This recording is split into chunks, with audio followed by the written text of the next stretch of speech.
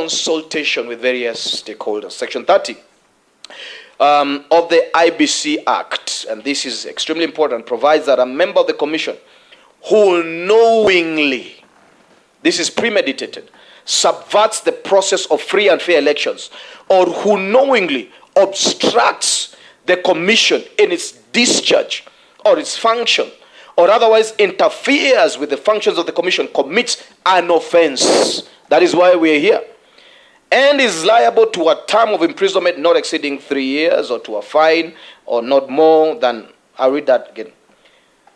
Honorable Chair, I want to come now to the functum of this petition. Statement of facts. The Constitution of Kenya 2010 provides that the general elections of members of parliament, which is Article 101, the President, which is Article 136(2)(2), members of County Assembly, which is Article 177A, and governors, which is Article 180, shall be held on the second Tuesday in August in every 5th year. The Constitution of Kenya bestows upon the IEBC the duty to conduct the general elections. The constitutional framework is reinforced by an array of legislation whose objective is to guarantee fairness, objectivity, credibility, and legitimacy of the electoral process. Early in the year 2022, the IEBC commenced its preparations. I'm reading just a chronology a bit, then I get into the details. Early in the year, the IEBC commenced the preparations of the 2022 general elections. The IEBC held pressers and issued press statements in connection, and by way of updates on the general elections, the statements of IEBC were conducted mostly in the presence of all members of the commission. There was a consensus. The preparations of the general elections was completed, and the general elections was held on the 9th of August 2022. The general elections in some parts of the country were held and completed on the same day of August 2022, 9th of August 2022, and the commission, through its various agents, proceeded with the process of verification and tallying in the various polling stations for the election of MCA, MP, governor, and the elections were announced on the same day, while others delayed to later dates. The elections of the president were tallied at the polling stations on the same day of the elections and were transmitted to the NTC, the National Tallying Center, for verification and tallying. All the members of the commission were present, Honorable Chair. That needs to be underlined, and took part in the tallying process and the verification of the presidential voting votes cast. I was there in person and I saw that. This is in accordance with the responsibility placed on the commission collectively under Article 138(3)(c) of the Constitution. During the tallying and the verification of the results for the election of the president, all commissioners actively participated in the verification of the results at the NTC. In fact, they took turns in announcing the results as verified and tallying, and they were all present during the actual verification at the National Tallying Center. Honorable Chair, I was present to witness this. The verification and the tallying process continued without any hitch until the fateful day of 15th of August 2022, when the election results for the election of the president were expected to be announced. On the 15th of August, between 3 p.m. and 5 p.m. at the NTC, the National Tallying Center, where the results of the president were to be announced, violence broke out, but were immediately quelled by the security forces present. I was there, Honorable Chair. Just before the chairperson of IEBC could declare the presidential election results pursuant to Article 138(10),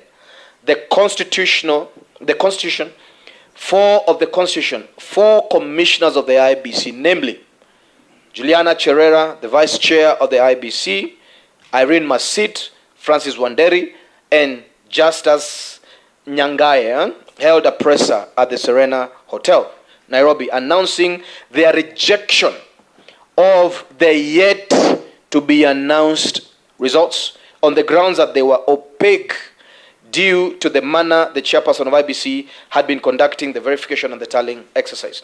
The four commissioners complained that they were excluded, contrary to witnesses, from the tallying and verification process of the presidential elections at the NTC.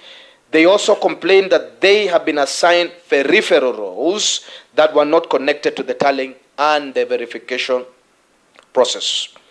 The walkout of the four commissioners from the NTC, the National Tallying Center, and the various press statements casted doubts on the credibility of the elections of the results of the general elections, despite having been present at the NTC for the verification and tallying of the presidential results. They did not offer explanations as to why they had, in the first place, been part of the process of verification and tallying of the presidential results if they knew it was opaque, despite having admitted that the elections had been managed effectively and efficiently. The petitioners in the 2022 elections, in the 2022 election petition, anchored their petitions on the pressers by the 4 commissioners of the IBC at the Serena. Therefore, the conduct of these 4 commissioners set into play permutations that then were established as the basis of the petition and the contested presidential elections. 242, but we are, this is in fact the Supreme Court held that in its judgment, which I have.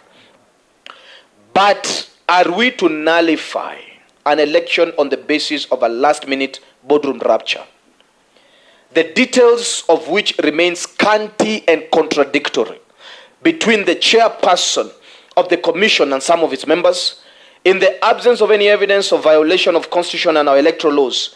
How can we upset an election in which the people have participated without hindrance, as they made their political choices pursuant to Article 38 of the Constitution? To do so would be tantamount to subjecting the sovereign will of the Kenyan people to the quorum antics of IBC. This is important, Chairman, for you to hear, honorable members. It will set a dangerous precedent. This is the Supreme Court that alluded to this. It will set a dangerous precedent on the basis of which the fate of a presidential election would precariously depend on a majority vote of the IBC commissioners.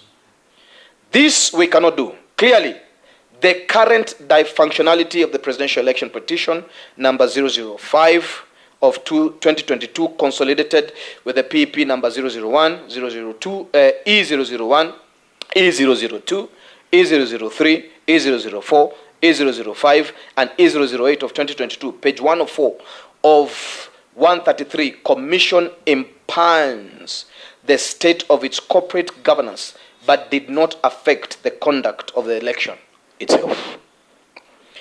The press statements by the 4 commissioners had the following effects. A, it called into question the credibility of the entire elections held.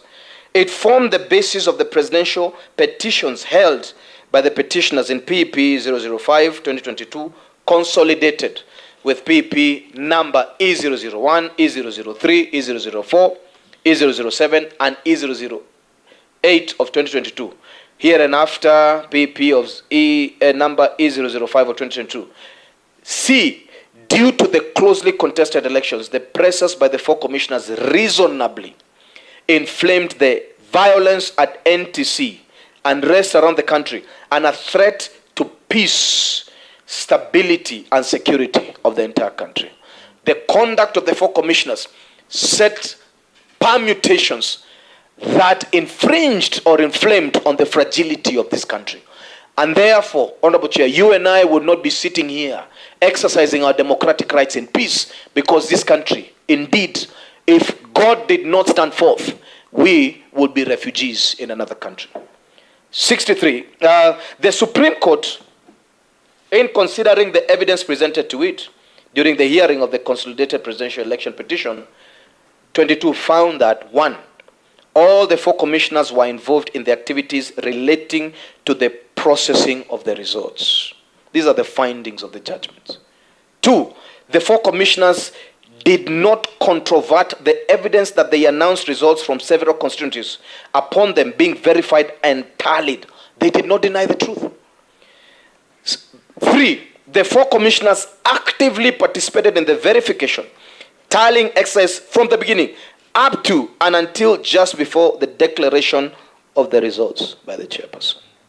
This is an important chronology that indicates that there was a conflict of interest thereby, and various articles and instruments and sections of the Constitution were offended. It is paramount for the National Assembly to consider the averments of the chairperson in his affidavit in response to the consolidated election petition. Importantly, it is also worth noting that the Supreme Court could not make a finding or any determination on the conduct of the four commissioners because of their jurisdictional limit under Article 140. The Supreme Court was limited in investigating the conduct of the four commissioners. Therefore, Honorable Chair, this assembly is critical in investigating this aspect, so that then we can set in play proper discourse and reforms so that this country can be safe. This, as I'm going to read, is the affidavit of the chairperson in a successful judgment that was rendered by the Supreme Court. It is important for this to be considered. It is important for you to approve this petition so that the chair himself will be able to give this evidence, therefore. And this affidavit was taken under oath. The chairperson stated in an affidavit in response to the presidential election petitions sworn on and dated 26 August 2022, stated as follows. That I have the same affidavit. That at about 3 a.m. in the morning of 15 August 2022, I was visited by Honorable Raphael Tuju, Senator Amos Wako, and Advocate Kyalo Mbobo. They indicated that they had made several attempts to see me to discuss the tallying and results. I told them that I could only meet them in the presence of the commissioners. That shortly after all the commissioners joined us and Senator Wako was the first to speak, his message was that the commission should not operate in a vacuum and that it must consider the link between the election results to be declared and the stability of the country, which he described to be the bigger picture. He proceeded to indicate that his tenure as the AG, he was the election supervisor and would moderate results guided by the need to achieve law and stability. Indeed, that statement is offensive to the Constitution. It shows that the aspect of the independence of the commission was hurt. That Honorable Raphael Tuju spoke after Senator Wako.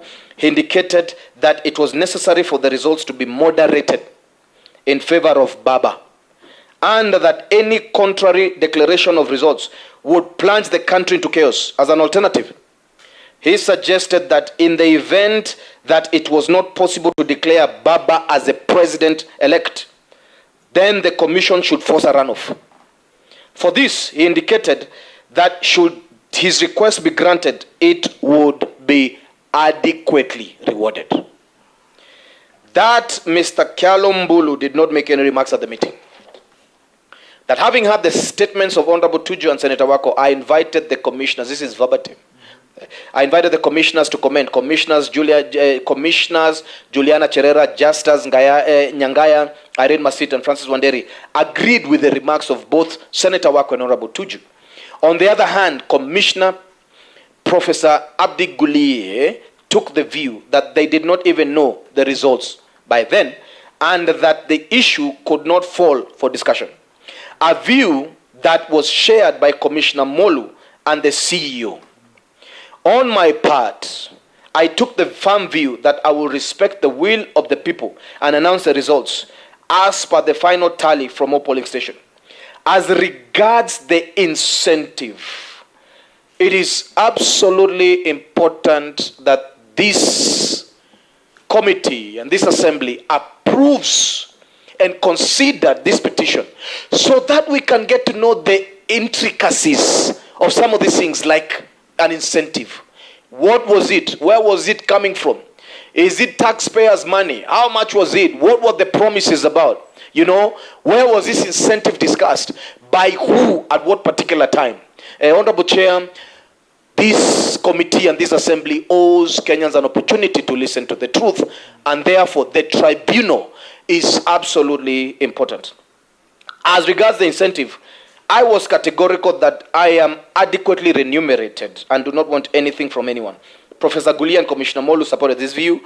The team left at about an hour. That on the same morning at about 10 a.m., I was informed by Professor Gulie that a team from the National Security Advisory Committee, the NSAC, had arrived at the tallying center and wanted to meet me. I later learned that they had arrived and gone to the office of Deputy Inspector General of Police, Mr. Nou Gabo, who in turn relayed the message to Commissioner Professor Gulie. That the arrival of NSAC delegation was preceded by a call from the head of public service, Mr. Kenywa, informing me that he has sent a team that would discuss, quote, assumption of office. I was still engaged in my duties as returning officer and was unable to meet them immediately due to ongoing engagement, and that had to be completed within the limited time available. I indicated that I would only be able to meet them alongside the other commissioners at 2 p.m. when a commission meeting had been scheduled. That shortly after 2 p.m., the commissioners and I had a meeting to be briefed on the final results of the commission, secretary and CEO, and alternate leader of the tallying center. The briefing was to be done before the declaration in accordance to Article 138.10 of the Constitution. Since the NSAC delegation had already been ushered in, we proceeded to listen to this message first. Kenyans, of course, are wondering how close we were to deep trouble. I want to remind you, Chair, that this was the same way that Mali went, and other nations today that have constitutional disorder, and it will take them years before they get back to constitutional order. That it would have been impossible for every father to take care of his sons or love the wife. That the meeting with the NSAC delegation started with a round of introduction. The delegation was led by Mr. Kennedy Kihara, Principal Administrative Secretary at the Office of the President. The other participants were Mr. Kennedy Ogeto, Solicitor General, Mr. Hilary Mutiambai, Inspector General of Police, and Lieutenant General Francis Omondi Ogola, the Vice Chair of the Defense Forces. That after introductions, Mr. Kennedy Kihara reiterated that the team was visiting on behalf of the entire NSAC, and that the composition of the members in attendance had been deliberately chosen, considering the magnitude of the message to be passed to us. That after drawing our attention to their level and rank, of course, this is intimidation. They walked in and they pulled ranks to, of course, intimidate the commission and the commissioners. And indeed, they painted that this was a formal government exercise. And that's the reason why they did pull ranks. Mr. Kennedy Kihara proceeded to relay the message. The message was that if I declare the final election results with Honorable William Samoei Ruto as the president-elect, the country is going to burn. He proceeded to indicate that skirmishes between Kikuyu and Luo communities had already started in several slums, including Kibra and Mathare, on the basis of alleged betrayal by Kikuyus. From security reports, this is false. However, from 1990s and all the way to 2007, we have seen that electoral violence is what we call, it falls under organized crimes. It is mobilized to achieve a certain end that is political. We need to know this truth. It's absolutely imperative that the tribunal is established because we owe Kenyans the truth. And even the implicated will have the opportunity to a fair hearing because the tribunal is a quasi-judicial aspect. That Mr. Kihara proceeded to caution that if we proceeded with declaration of the results with Honorable Ruto as the president-elect and chaos erupt, then the blood of the dead Kenyans will be on our hands and that the 7 of us commissioners will be held responsible. Honorable Chair, you and I are here. The Kikuyu and the Luo communities have not shed any blood. Essentially, the falsification and the intimidation of the commission was something that was uncalled for. That the second part of the message from the NSAC delegation was that if we cannot announce Honorable Raila Odinga as the outright winner, then we must ensure that there is a runoff. These are the real Kamagos. Honorable Chair, I posit to you that this assembly, if then it doesn't ratify this petition, then the further bleeding of Kenyans will be upon this commission. Because it is imperative for democratic reforms to be established that we may enjoy peace. And thank God for the first time in many years, there was no bullet that was shot to achieve electoral or political expediency. That only Mr. Kennedy Kihara spoke at the meeting, and as he concluded his remarks, he indicated that he wanted from us a message that he could take back to the National Security Advisory Committee. That after Mr. Kihara concluded his remarks, I invited the colleagues, the commissioners to share their views. This is absolutely important to listen to. Commissioner Nyangaya Masit Wanderi and the Vice Chairperson Cherera were first to comment and said that the message warrants serious consideration and that they supported adoption of the communication by the NSAC before taking a decision as to the results to be announced. There, that after the remarks of the first four commissioners, Commissioner Professor Gulie weighed in, and his view was that the commission has a constitutional mandate and that in declaring the results, it will be guided by the same constitution applicable law. He nonetheless indicated that we had had them. Commissioner Molu expressed the position that he will support the declaration of verified results by the returning officer of the presidential election. In future, from this committee and from this house, it must be imperative that the architecture of reforms going forward must prevent the tampering of the NTC, the National Tallying Center, by the Inspector General of Police, by the SG, by any rank and force of the country, and that the independence and the innocence of the NTC must be protected. They have no role in the election process, and that it is only IBC that has a constitutional mandate. That after the NSAC had left, the Commission Secretary Chief Executive Officer was also the alternative team leader of the Tallying Center, Majan Hussein Majan, walked into the boardroom. The purpose of the meeting was to receive final tally of the results of the presidential election before I could proceed to declare that copies of the results were handed to the commissioners. A debate ensued. 4 commissioners, Vice Chair Juliana Cherera, and Commissioners Justice Nyangaya, Irene Masit, Francis Wanderi, protested and insisted that the results should be changed in light of the NSAC delegation communication. That Commissioners Masit and Wanderi were of the view that the results should be pushed towards a rerun, which in their view would be a win-win situation. Commissioner Professor Gulie questioned how that will be done, to which Vice Chair Cherera suggested that the margin is not too big, could be manipulated by moving 211 votes from Honorable Ruto to reject ballots category.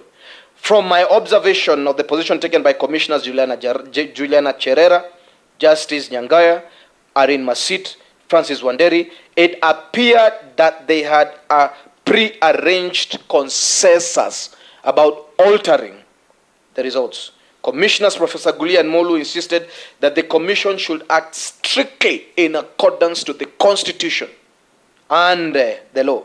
Additionally, the press statement by the chief agent of Azimio La Umoja and the one issued by the vice chair of IBC, Juliana Cherera, in the presence of the other three commissioners, minutes apart, on the 15th of August 2022, was a twin statement. It was strikingly similar, birthed from the same intent.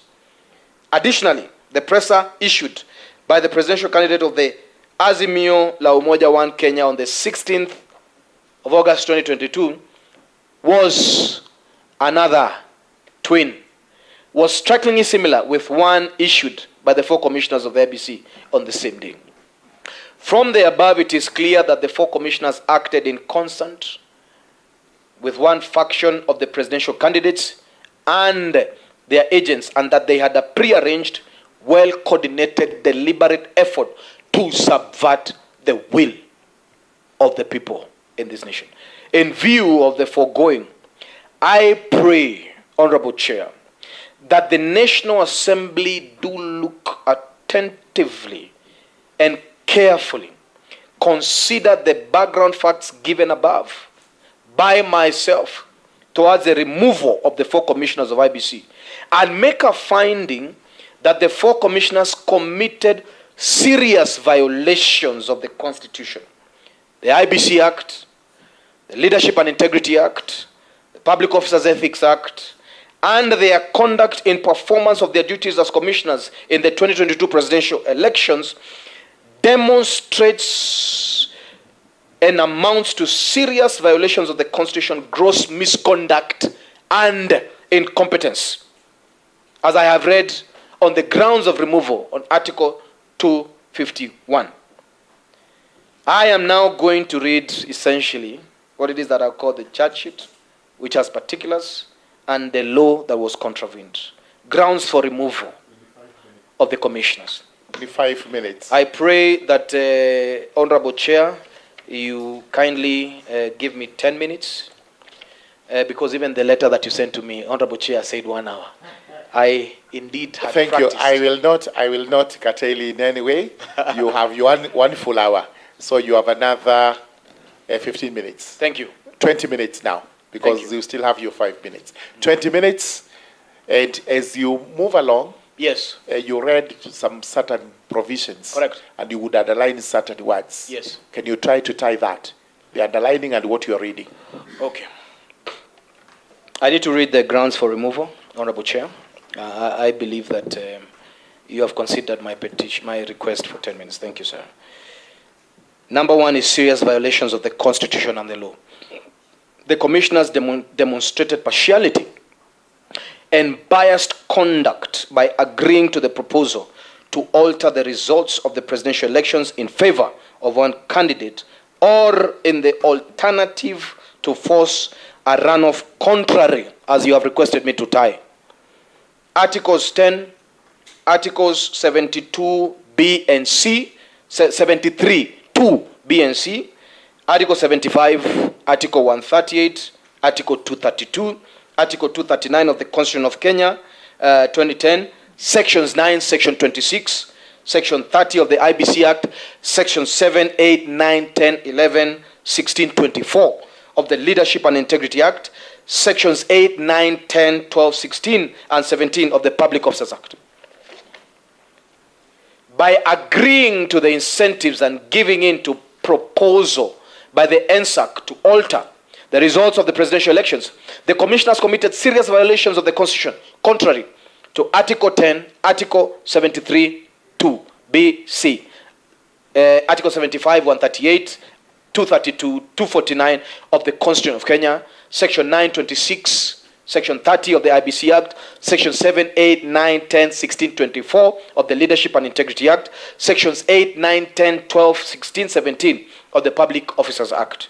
C, by disowning the results of the 2022 presidential elections, which the commissioners had participated in the verification and tallying, the commissioners committed serious violations of the Constitution, contrary to Article 10, 73, 2B, C, 75, 232, 249 of the Constitution of Kenya, Sections 9, 26, 30 of the IBC Act, Section 7, 8, 9, 11, 16, 24 of the Leadership and Integrity Act, Sections 8, 9, 10, 12, 16, 17 of the Public Ethics Act. By accepting the proposal to alter the results of the elections to subvert the will of the people of Kenya, the commissioners committed serious violations of the Constitution, contrary to, again, Article 10, Article 73, 2B and C, 75, 232, 249 of the Constitution of Kenya 2010, Sections 9, 26, 30 of the IBC Act, Section 7, 8, 9, 10, 11, 16, 24 of the Leadership and Integrity Act, Sections 9, 8, 9, 10, 12, 16, 17 of the Public Officers Act. By issuing press statements, as I have indicated earlier, that there was synchrony between Serena and KICC statements. By issuing press statements with close semblance with the press statements by Azimio la Umoja One presidential candidate, the commissioners committed serious violations of the Constitution, contrary to Article 10, Article 73, 2B and C, 75, 239, 249, Sections 9, 26, 30 of the IBC Act, Section 7, 8, 9, 10, 11, 16, 24 of the Leadership and Integrity Act, Sections 8, 9, 10, 12, 17 of the Public Officer Ethics Act. By failing to follow the well set out guidelines for the verification, tallying, and announcement of the presidential elections, the commissioners committed serious violations of the Constitution, contrary to Articles 10, 73, 2BC, 75, 232, 249 of the Constitution of Kenya 2010, Sections 9 and 26 and 30 of the IBC Act, Section 7, 8, 9, 10, 12, Section 7, 8, 9, 10, 11, 16, 24 of the Leadership and Integrity Act, Sections 8, 9, 10, 12, 16, and 17 of the Public Officers Act. The second charge is on gross misconduct. A. By concurring to support the unlawful attempt to alter the results of the presidential elections in favor of one candidate, or in the alternative to force a runoff, the commissioners committed gross misconduct contrary to section Articles 10, 73, 2BC, 75, 232, 249 of the COK 2010, sections 9, 26, 30 of the IEBC Act, sections 7, 8, 9, 10, 11, 16, 24 of the Leadership and Integrity Act, section 8, 9, 10, 12, 16, and 17 of the Public Officers Act. B, of the gross misconduct by acting in liaison with one faction of the presidential elections.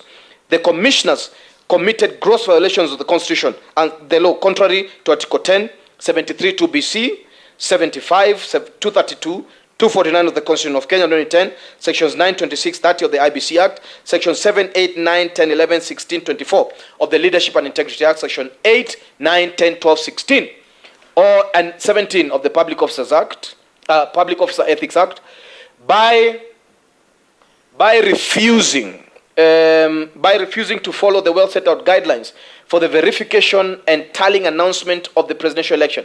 The commissioners committed gross misconduct contrary to Articles 10, 73, 2 BC, 75, 232, 249 of the Constitution of Kenya 2010, Section 9, 26, 30 of the IEBC Act, Section 7, 8, 9, 10, 11, 16, 24 of the Leadership and Integrity Act, Section 8, 9, 10, 12, 16, 17 of the Public Officers Ethics Act, by swearing affidavits in support of petitions challenging the presidential elections. The commissioners committed gross misconduct contrary to Articles 10, 73, 2 BC, 75, 232, 249 of the Constitution of Kenya, Sections 9, 26, 30 of the IEBC Act, Section 7, 8, 9, 10, 11, 16, 24 of the Leadership and Integrity Act, Section 8, 9, 10, 12, 16, 17 of the Public and Officers Act. Third charge, incompetence. By agreeing to the proposal to alter the results of the presidential elections in favor of one candidate or in alternative to force a runoff, the commissioners demonstrated incompetence contrary to Articles 10, 73, 2 BC, 75, 138, 10A, 232, 249 of the Constitution of Kenya, Sections 9, Section 26 and 30 of the IEBC Act, Section 7, 8, 9, 10, 11, 16, 24 of the Leadership and Integrity Act, and Sections 8, 9, 10, 12, 16, and 17 of the Public Officer and Ethics Act. B, by failing to follow the set out guidelines of the verification and tallying announcement of the presidential elections, the commissioners demonstrated incompetence contrary to Article 10, 72, 73, 2 BC, 75, 138, 10 A, 232, 249 of the Constitution of Kenya 2010, Section 9, 26 and 30 of the IEBC Act, Section 7, 8, 9, 10, 11, 16, 24 of the Leadership and Integrity Act, and Sections 8, 9, 10, 12 and 17 of the Public Officers Act.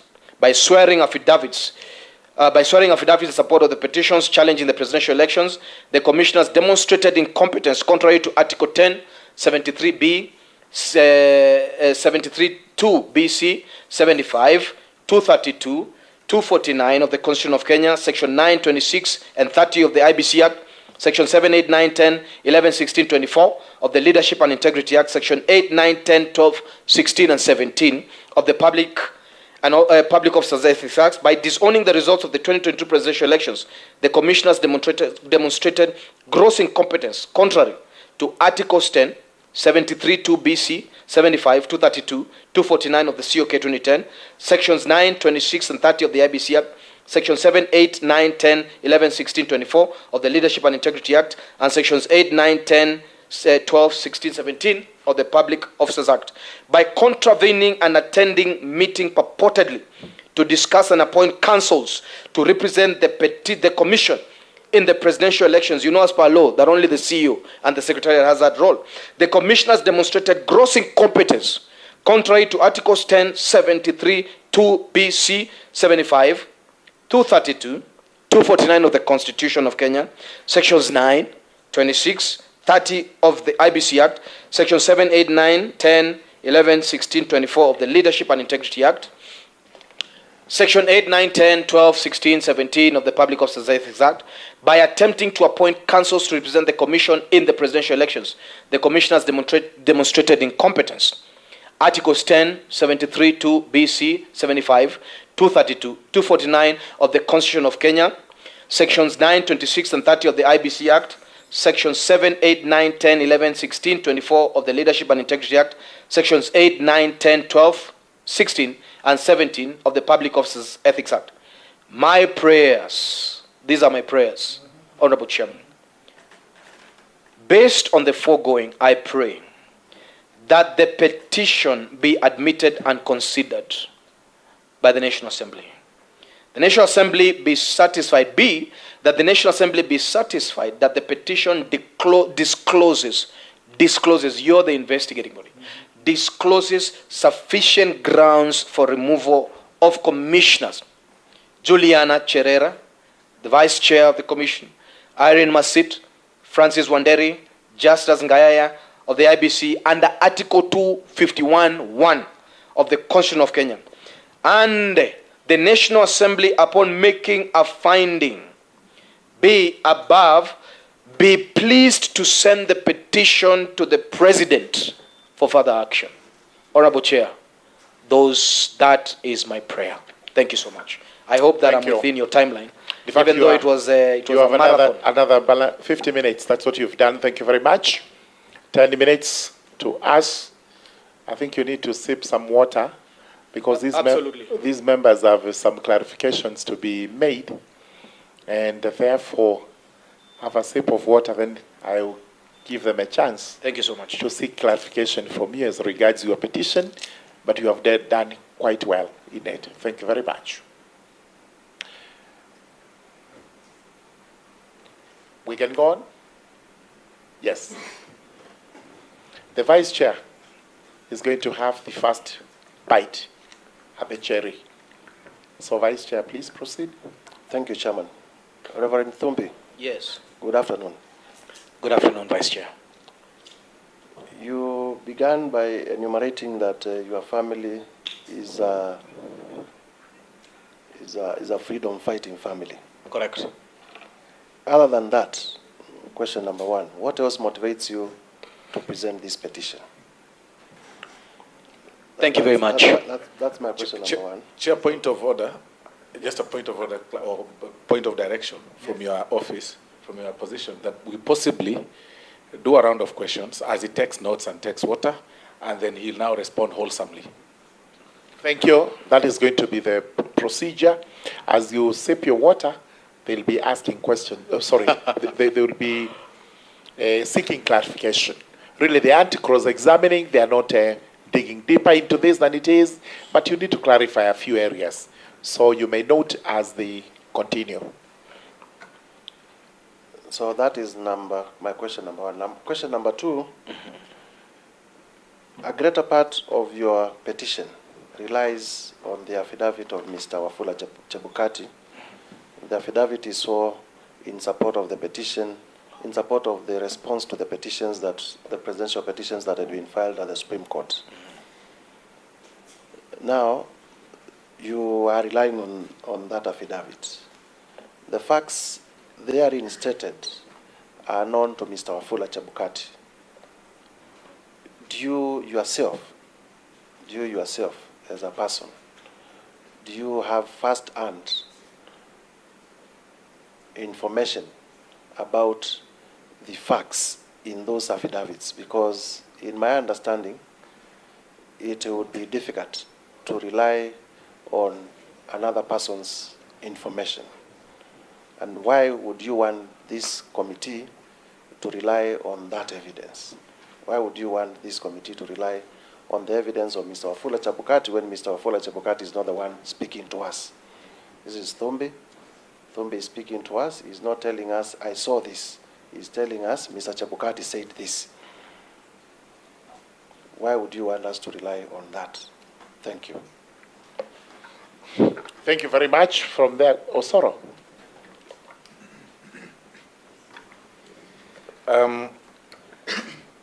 Honorable Chair, with your indulgence, I have also a round of questions based on what Reverend Thumbi has presented.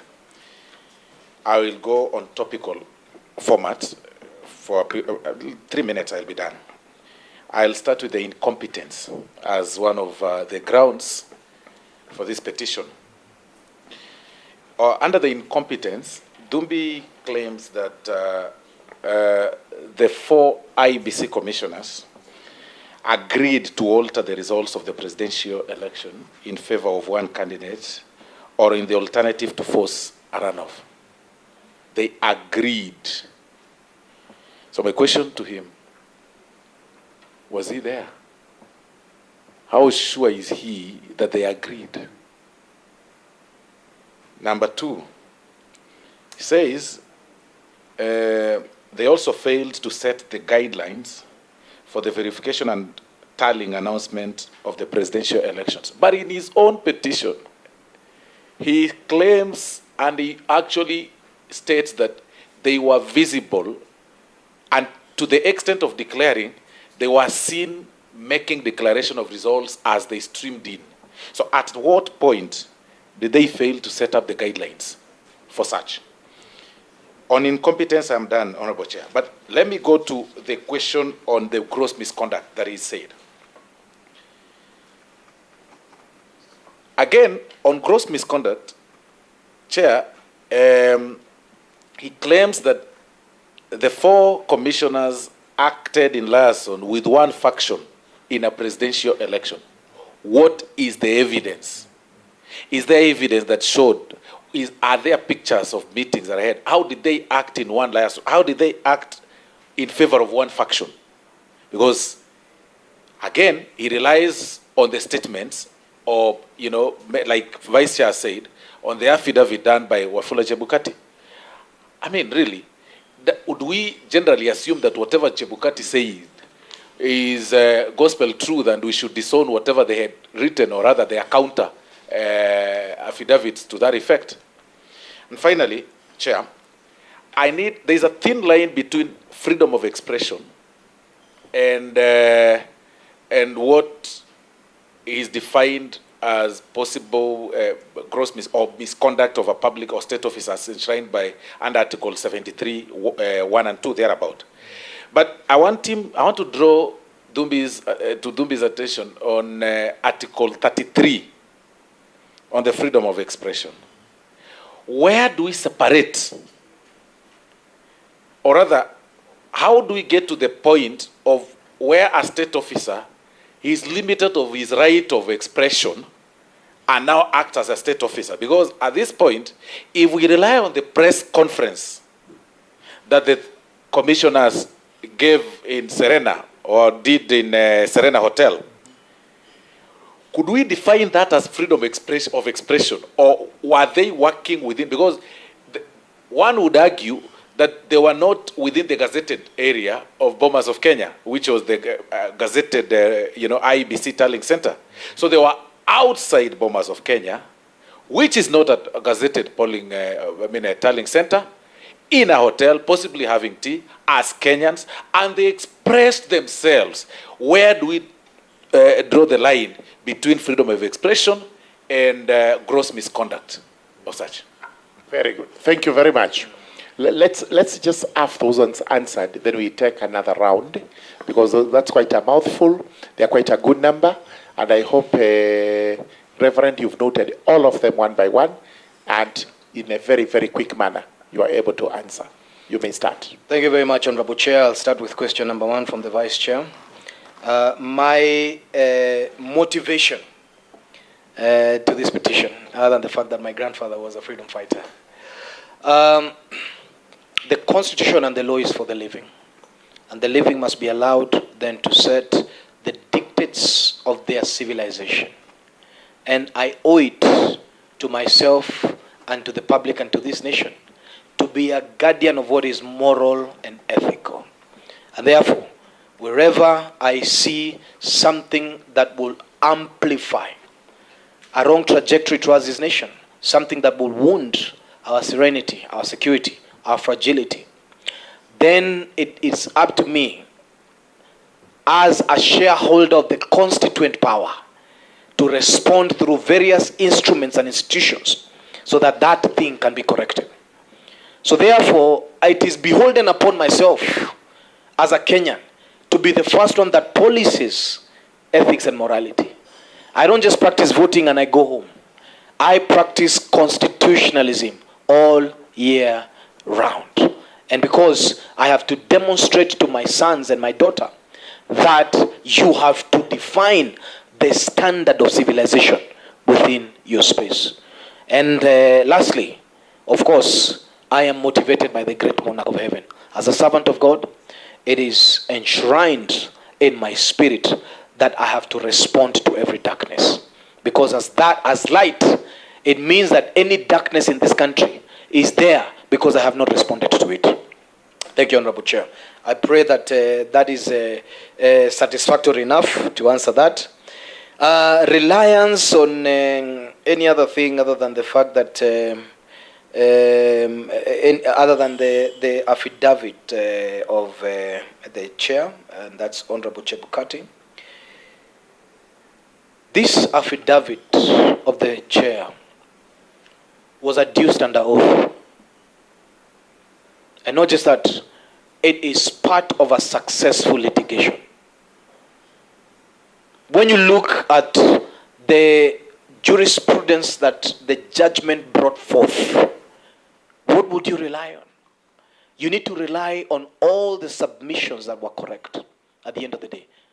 This assembly is beholden to itself to look at the judicature that was brought about, the civilization that the Supreme Court, the highest court in the land, says that this is what happened and we take this essentially as the truth. And in any way, in the tribunal, if you ratify that to the president, the chairman himself in person, I believe, then will be able to tell us. And whoever who is implicated, the tribunal will be able to call them forth so that they can either defend or thereabout. And at the tribunal, I believe that there's going to be adequate evidence that will be provided on the same to support majority of these things. On the aspect of, so essentially what I'm saying is that the affidavit by the chairman gives us a chronological aspect of what led to the events on 15th.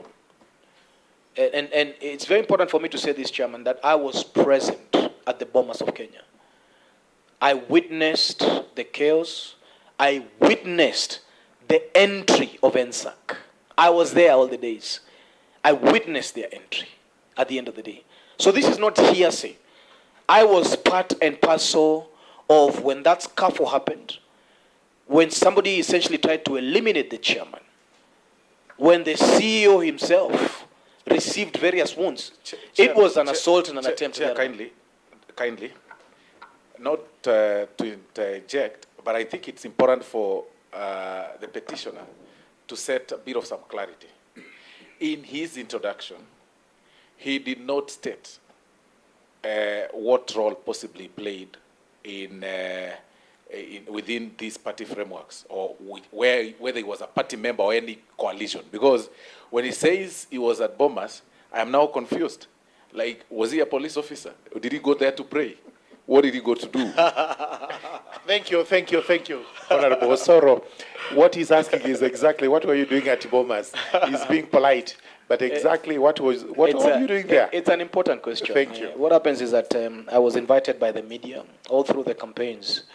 I was a political analyst, and therefore, within the framework of Bomas, I was essentially invited by the media to come and, of course, give my views and thereabout.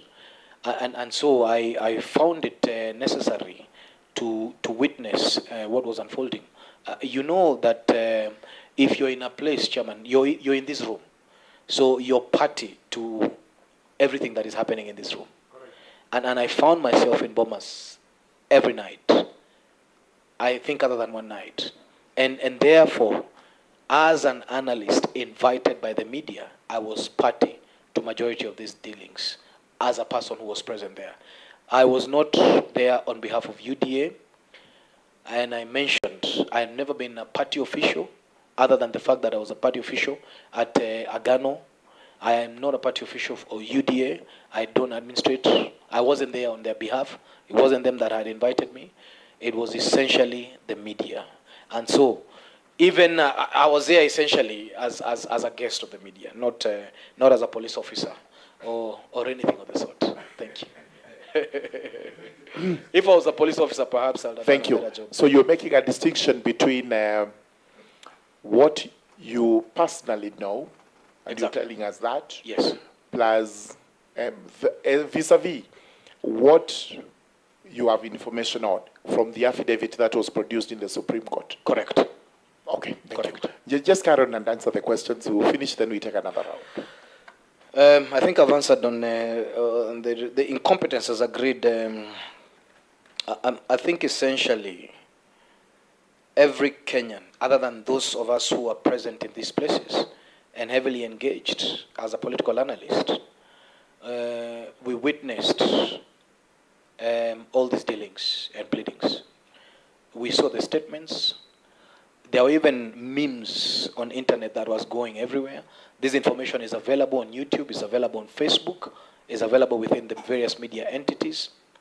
The conduct of the commissioners, essentially, is what set the permutations to the contested elections, presidential elections. And not just that, Chairman, that conduct, if it necessitated the absence, or if by way of violence, the chairman was removed from the face of the earth, God forbid, then this country would have fallen not only under constitutional crisis, there would have been chaos that would have navigated us outside the constitutional framework into a political process like what we witnessed in the Serena process or many other things. It would have taken long to convince politicians to shake hands, therefore, because we would have fallen outside the constitutional framework. And therefore, the aspect and the question of incompetence, and I combine that with the fact that they failed to set guidelines. At that point, the management of the NTC and the pronouncements of the presidential election, the commissioners were beholden amongst themselves not to introduce chaos within themselves. And these are the guidelines that guide them to make sure that we have a level of tranquility that establishes a proper framework and guidelines to the announcement of this election. But I have demonstrated in my petition the contestations, the lack of centrality, the lack of them adhering to the guidelines and constitutionalism, then set us on a pace that was not good for this country, Honorable Chair. And that essentially also answers the fact that whether they acted in concert. I'd like to answer the question on the separation on the right of expression vis-a-vis conduct of a state officer. And I think essentially it's absolutely important for me to refer to Article 33.3, as Honorable Soro has alluded, which says that expression shall respect the rights of others, such as contenders in a presidential election. The right to express themselves offended the majority of the voters. And not just that, it also offended the contenders of the elections, essentially. I cannot declare that I suddenly want to walk in CBD spitting and naked because I feel like expressing myself at the end of the day. My rights go as far as the rights of the other person go. I cannot dictate or conduct myself in an uncivilized manner just because I feel like expressing myself. And our Constitution clearly defines the conduct of a state officer. Article 10 of the Constitution indeed specifies the mannerisms at which government ought to conduct itself. And government is not amorphous. Honorable Chair, we can say you're a government officer. You must conduct yourself in a way that respects our constitution and in a way that respects the rights of others.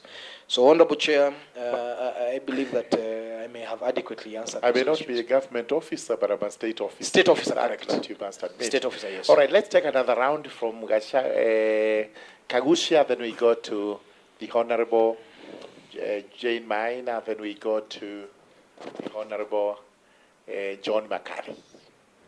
Very good. Thank you very much, Chair. I will be very brief.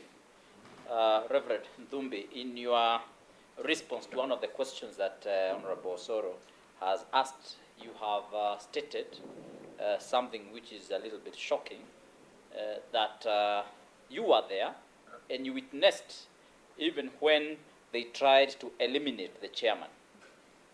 Are you saying that the 4 commissioners attempted to eliminate the chair, or in any way were connected to a scheme to eliminate the chair? And how did that happen? You also state in your charges here, where you have gross misconduct, number 2B, by acting in liaison with one faction of presidential elections, the commissioners committed gross violation of the Constitution and the law contrary to articles, and you have stated all of them. You fall short of mentioning which faction is this that the commissioners were acting in liaison with, because unless then you are stating which faction, then it leaves us a bit of some of us lost. So you need to clarify on that. And of course, lastly, I don't know whether in your presentation, in any way you find that the way the 4 commissioners were hired or were brought into commission had anything to do with their actions during and after the election period. And I don't know whether there is any connection from where you stand, maybe with the party bigwigs also appearing in the committee sitting this morning as the investigation is done on the 4 commissioners. Thank you. Thank you very much, Chair. Oh, my apologies, Chair. There is Honorable Jane Maina Kirinyaga. Let's hear from her. Thank you, Chair. You're my neighbor. I come from Kirinyaga County. Absolutely. My mother comes from there. That was a well-detailed presentation. I'll just ask 2 questions. You've said that the Constitution of Kenya 2010, the Public Officers Ethics Act, promotes responsibility and impartiality. In specific scope, how did the conduct of the 4 commissioners at the material time negate that? Thank you. My second question, could you tell this committee whether you exhausted all legal channels before filing this instant petition with the clerk? Honorable John Makali. Thank you. Kandui. Thank you. Thank you, Chair. First is to appreciate the presentation and just seek clarification on 3 issues. At paragraph 51 in the petition has clearly set out the provisions of Section 30 of the IEBC Act that actually impose criminal sanctions on any actions that will actually subvert the Constitution. Now, is he aware or has he made any report to any police station or any other place to pursue criminal penal sanctions as against the alleged 4 commissioners? 2, you have borrowed extensively from the Supreme Court decision and the affidavits that were there. And if you look at the quotation which you have taken at paragraph 61, the Supreme Court indicted the commission. It said we cannot subvert the will of the people for what it clearly says, the dysfunctionality of the commission. Correct. Both yourself and myself know the number of the commissioners in the commission. Why have you settled only on the 4 commissioners when it acts as a college? Then finally, if we look at your presentation and specifically at paragraph 67, you make a very, very serious finding which I will want to clarify. You say, which has also been alluded to by my other colleagues, that it's clear that the 4 commissioners acted in concert with one, which means you are implying a conspiracy of sorts. Do you have really any details of any of these conspiratorial meetings that were actually held to support up that particular clause, or else it be expunged from this petition. Thank you, Chair. Thank you. Reverend, you may take those ones, then I will maybe take the last bite at it, and then we can leave it at that. Thank you very much. You may respond to those from the honorable members. Thank you very much. The first one is based on the confession that I made. Honorable Kagusha asked whether I have any evidence whether the chair was, whether the four wanted to eliminate the chair. I was there in person and on the 15th. And I can tell you, when the chaos broke out, several things happened. The first thing that happened was a push towards the office of the chair. And when that failed, I'm talking about a push specifically by the presidential returning officer of Azimio. When that failed, he came back to the plenary and initiated violence and called for enforcement back to the chair's office. And again, when that happened, and the chair came out now to announce, the presidential returning officer stood right in front of the chairman. And when the security team tried to push him on the side, and the chairman sat down, and the reinforcement from Azimio came through, the assault was targeted to the chairman. I'm saying this because I'm under oath. Sorry, you mean the presidential returning officer or the presidential agent? The presidential agent. The presidential agent of Azimio. I believe his name is Kanchori. I was there with him for many nights. The assault was targeting the chairman. Chair, just clarity, and I think he's a very interesting. He's giving a very interesting analogy. Of Yes, this. Honorable Soro, yes. Very, very what is it you want to be clarified? No, he says that the presidential agent for Azimio called for reinforcement. And I need a bit of clarity. Reinforcement. From where? Does it mean from police officers, goons? Who are these people? I mean, how do you call for reinforcement? I mean, really, we need to understand this thing because it's now very more confusing, actually. Reinforcement from, thank you. That's, I think clarity is key. I'll offer clarity going forward. Reinforcement from members of Azimio who are present. Chair, I believe that I don't have to mention them in person if you require me. I would mention a few of them, but I believe it's not necessary. To that extent, I think we get what reinforcement was. And that's the reason why the tribunal will offer this information. The assault was directly, I believe, in my clear professional analysis, to incapacitate the chairman, to take the announcements, the certificate, and to make it impossible for the chairman to announce the elections. Now, Chairman, you know that there's a conversation that is going on that this is to prevent the vice chair from taking over the commission. The vice chair does not qualify to be the chairman of the commission. The chairman of the commission must be the level of a Supreme Court judge. And therefore, when you take away the presidential returning officer, then you make the commission or the announcement impotent. And there's no presidential elections that would have been announced. So if the chairman was incapacitated, at no point would he have verbalized the elections. Then what I had one of my brothers from the legal field say is the constitutional crisis. That is a real constitutional crisis that would have got into. And of course, even when you look at the way the law medicates it thereabout, we would have been in several problems here. However, I witnessed this myself, and the assault was to make sure that the chairman is capacitated, that he does not get to announce. They destroyed the speakers, the microphones, and the chairs. However, a reinforcement from the police, I believe GSU that were patrolling the periphery, who had come to take lunch at a restaurant that was close to the plenary, offered a reprieve and would have been in dense problems if that reinforcement never happened. And I believe that this answers your question adequately.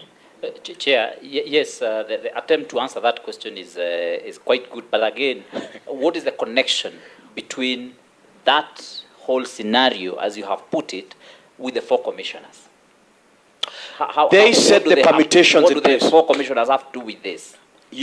At that particular point, and I have read the affidavit by the chair, the commissioners had already verbally objected to these results.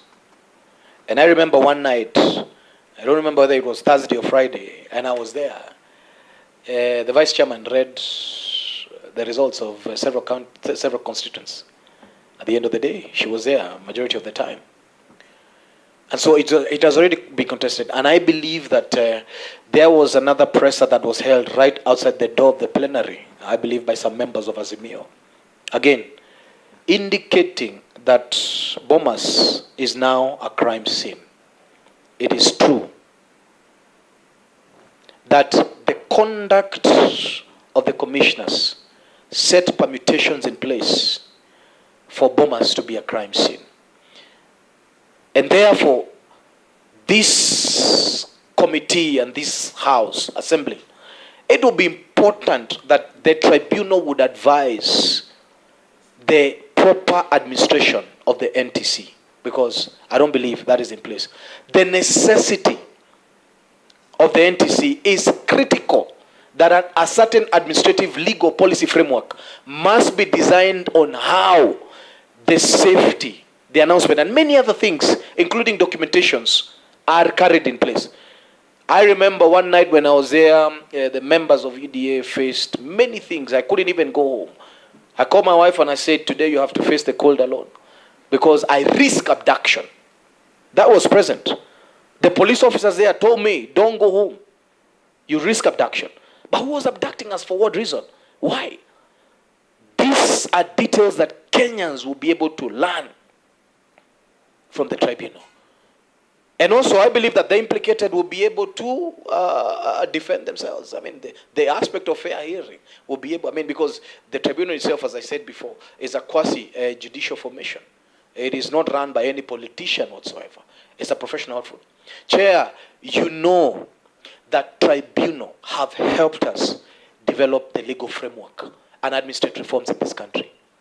If it wasn't for the Ndongo Land Reforms Commission, today we wouldn't be having the Environment and Land Court. We wouldn't be having some of the things that we have. You know? So we cannot negate. And Chair, it is imperative that the JLAC holds itself true to the Constitution and corrects the anomaly that I had today morning, that there has never been a successful petition. This holds serious grounds, because you don't need 16 grounds to recommend a tribunal. You need one, but all the 16 are solid.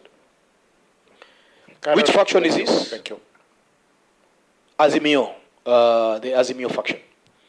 The commissioners aligned themselves politically to Azimio. And not just politically. They wanted the results announced towards the favor of Raila Odinga. And I'm specific about that. There's no time to beat around the bush. Hiring. I believe that the hiring of the commissioners, and I believe there's a legal precedence, there's a court case. I believe also there's a high court case before this assembly on the hiring process. It's very important to study that precedence on what that judgment said and whether the hiring process is fraud. Because why would you hire an officer or a commissioner that offers an end to succession? if anything happens to the chair, I mean, there's a problem even with the hiring process. And I believe that the former presidential candidate of Azimio has pushed for the ouster of chairman of the commission for a while. There is no offense in removing these ones. They are not special in any way. Anyone who offends the Constitution, this House cannot negate the fact that you behold it to our fellow constituents to administrate. That is right. The impartiality, I think I have defined it, exhausted the framework of law. Whether we have, Article 234 provides the roles of PSC excluding state officers. And I think constitutionally, 251, 260, and I have read that in the petition, that this framework and jurisdiction squarely sits with you. And I have a lot of faith with this committee. Criminal sanctions, again, the tribunal will be able to define that.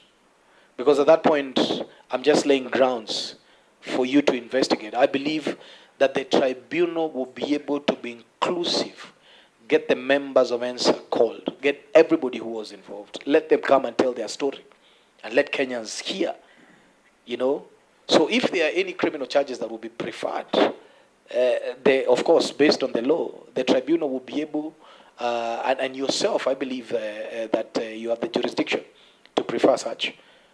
So I leave that to you and the tribunal. But however, I need to say this.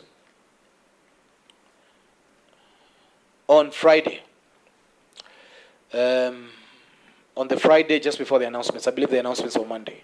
Friday, 2 young men from UDA were kidnapped outside of the plenary.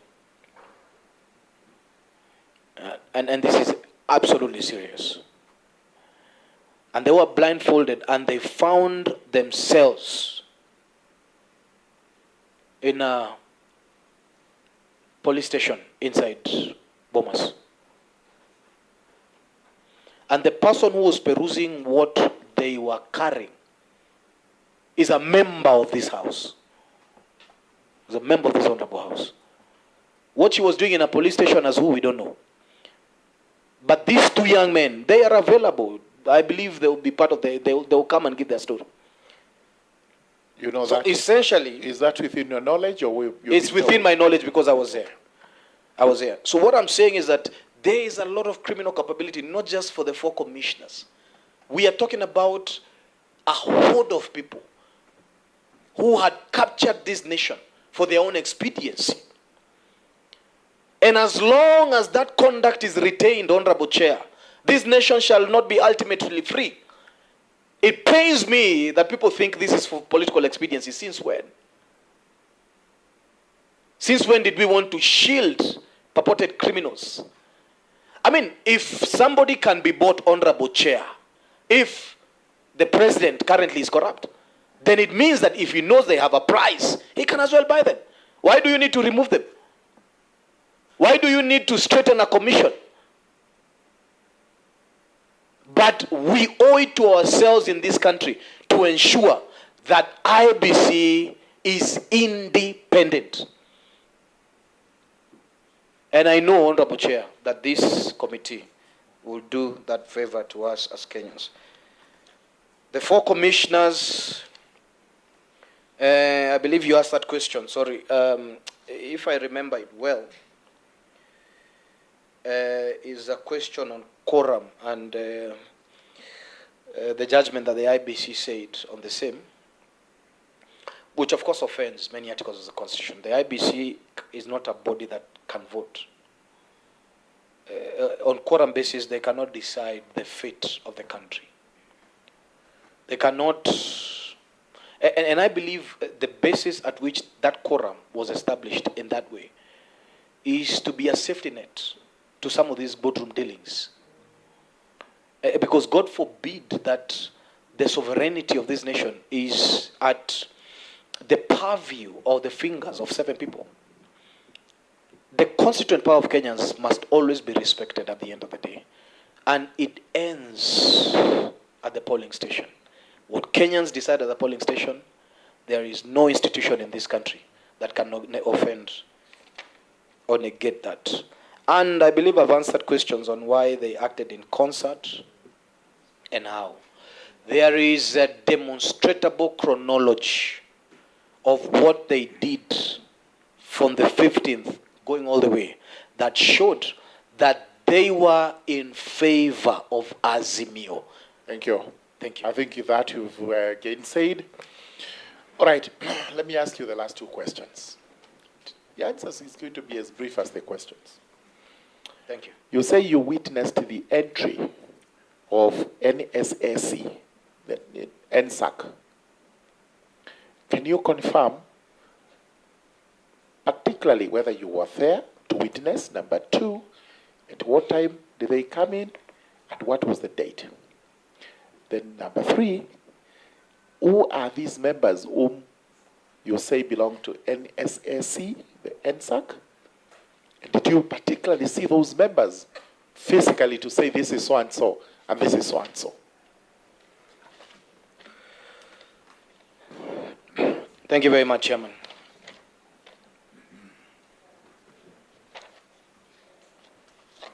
There was a particular order that was issued at the gate to a particular GSU officer who was supposed to ensure that members of UDA don't come as many as possible. I'm saying this because these are facts, and I was there. But I saw the entry of NSAC, and the members are as mentioned, those ones who came by Chebukati's affidavit. I told one of the colleagues that we were with that I have seen these people entering, and the results, I believe they were supposed to be announced at 2. And why am I saying that? Because everyone was seated at 2 p.m. The diplomatic corps, the faith, the fathers of the nation who were seated right behind the chairman. We were all seated. But I did an entry at about 12. And as usual, I was doing some rounds on the field. And I saw the entry of NSAC. 2 vehicles that accessed this place. So it is not hearsay. I told one of my colleagues that I believe that there will be a delay in announcement because I have seen the entry of these people, and we waited, and there was a delay indeed. And so this is something that I witnessed, and those ones who you're asking me who they are is exactly as what the affidavit of the chairman cites.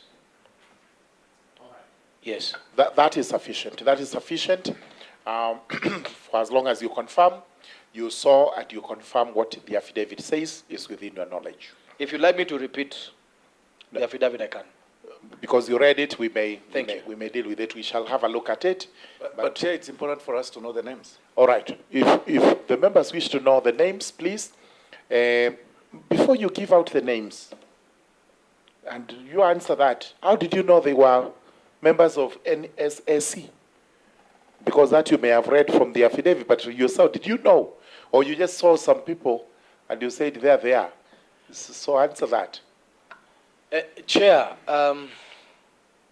when you spend time around some circles in this country, you'll be able, I mean, if you're a medic, you're able to tell the or they're about. And therefore, these are public. We exactly know what it is that they do. Even the entry, the clearance at the gate, identified them as VVIP to a certain nature. The vehicles they were driving in identified them to be of a specific nature. And the affidavit agrees that the meeting with the NSAC delegation, it was a delegation by the NSAC, started with a round of introduction. The delegation was led by Mr. Kennedy Kiara, Principal Administrative Secretary of the Office of the President. The other participants were Kennedy Ogeto, Solicitor General, Mr. Hilary Mutiamba, Inspector General of Police, and Lieutenant General Francis Omondi Ogola, Vice Chairman of the Defense Forces. Do you personally know Two specific vehicles. Do you personally know these people? No, them. These are public. Yes. It's in the public. Just as a matter of, yeah, I'm sure you've finished, Honorable Chair, but just to jog the Reverend's mind, not to twist you, Reverend, but what does the good book say? Should we forgive these people?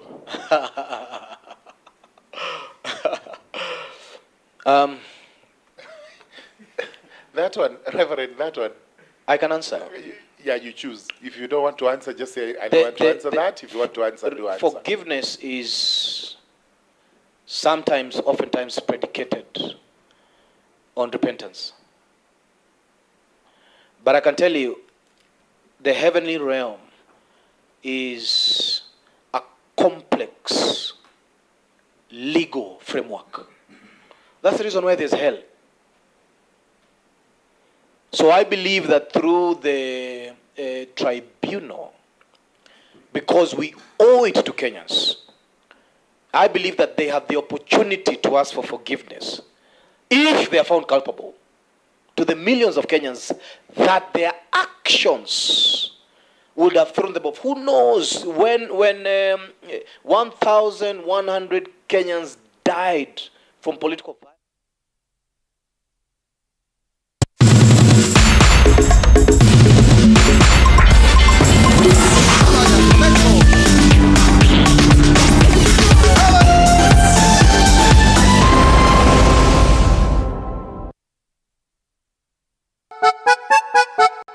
Sonadol Extra imetengenezwa kwa njia spesheli kupambana haraka na maumivu ya kichwa, mwili na hata meno. Sonadol Extra, hakika maumivu yakizidi, pata ushauri wa daktari. Win big with TV47 and win Lotto. All you need to do is watch TV47 and send 50 shillings to the paybill number 328328. Account name TV47 to enter the draw. The more you play, the higher your chances of winning if you send 50 shillings to the paybill number 328328. Account name TV47. Win Lotto. Everyone's a winner. Remember, send 50 shillings to the paybill number 328328. Account name TV47 and win with TV47 and win Lotto. This has been authorized by the Betting Control and Licensing Board of Kenya. BCLB number *00885. Play responsibly, not for people under the age of 18. Do you dream of working in Germany as a health practitioner? Mount Kenya University, through its affiliate, Equip Africa Institute, has partnered with Hochschule Koblenz University of Applied Sciences, Germany, to train you in healthcare assistant for German hospitals. The training, which targets those who have cleared KCSE and have proficiency in German, will be conducted in 2 semesters, with successful candidates being